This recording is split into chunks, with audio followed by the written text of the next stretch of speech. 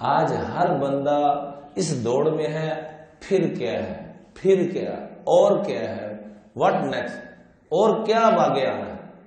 میں ابھی 3 دن پہلے سوئٹزرلینڈ تھا، تو وہاں مقامی دوستوں نے جہاں پر بیان تھا، انہوں نے بتایا کہ دنیا کا مہنگا ترین ملکوں میں اس کا شمار ہوتا ہے، جہاں پر روٹین میں ایک چیز 200 کی ہے تو یہاں 2000 کی ہوگی، اور یہ واحد ملک ہے جہاں پر اللہ نے فراوانی اتنی دی ہوئی ہے کہ یہاں کو غریب کوئی نظر نہیں آئے گا۔ دوسروں کا مال ہی اتنا اکٹھا وہاں ہو رہا ہے، اب بے نظیر کے کروڑوں نہیں اربوں کیاٹ کتنے ڈالر تھے، یورو تھے، اللہ ہی جانتا ہے۔ وہ مری تو اس کی نہ اولاد کو ملنے نہ خامن کو ملنے ہیں، جس نے جمع کرائے اسی کو ملنے۔ خیر لمبی بحث ہے۔ سارے فضائل سناتے سناتے سناتے جب ایک فضیلت سنائی نا، وہ میں دیکھ کے اس کا منہ دیکھنا شروع ہو گیا۔ کہنے لگا یہ سارا کچھ ایک طرف، سب سے زیادہ خودکشی کی ریشو بھی یہاں پر ہے۔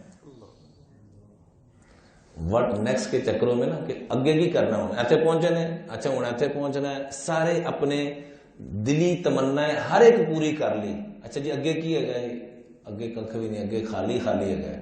اور جو اللہ کے محبت کے منازل اور رشتے طے کرنا شروع ہوتا ہے نا، وہ اس شوق میں انبیاء نے زندگی گزار دی، ان کے شوق پورے نہیں ہوئے، میرے آپ کے کہاں سے پورے ہوں گے؟ اللہ نے اتنی بڑی نسبت رکھی کہ حضور جیسی ہستی فرما رہے ہیں افلا اکون عبدا شکورا، اتنی عبادت کرتے تھے پاؤں مبارک میں ورم آ جاتا تھا، تو پوچھا گیا یا رسول اللہ اتنا کیوں تھکاتے ہیں؟ تو فرمایا میں اللہ کا شکر گزار بندہ نہ بنوں۔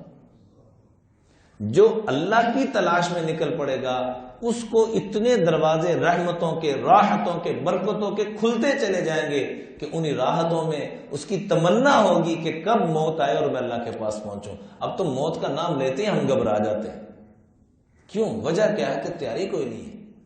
سیدنا بلال کا جب آخری وقت آیا تو فرمایا غدن نلقى الاحبۃ محمدا وحزبہ، وہ دیکھو میں حضور سے اور صحابہ سے ملاقات کے لیے جا رہا ہوں۔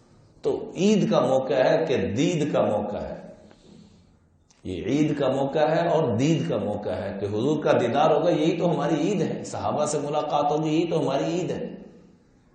نہ یہاں رہنا کمال ہے، نہ یہاں سے جانا کمال ہے، کمال کیا ہے کہ ہر وقت تیاری موجود ہو۔